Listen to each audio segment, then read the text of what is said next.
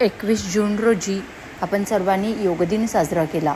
सर्वसामान्यपणे योग म्हणजे आसन व प्राणायाम असा समज असतो. आज आपण कमी माहिती असलेली सूक्ष्म अशी एक योगाची स्वतंत्र शाखा आहे योग तत्व मुद्रा विज्ञान म्हणजेच योगमुद्रा याबद्दल जाणून घेणार आहोत. योगमुद्रांना एक रोगनिवारक पद्धती म्हणून समजले जाते. मुद्रा या संस्कृत शब्दाचा अर्थ आहे हावभाव किंवा शरीरस्थिती. मुद्रा आणि शरीरातील 5 तत्व यांचा परस्परांशी थेट संबंध आहे.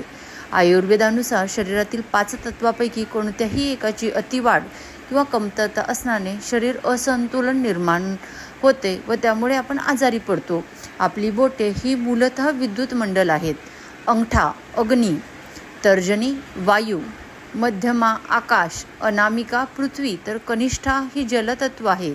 याचा कसा फायदा करून घ्यायचा तो आपण पुढील व्हिडिओत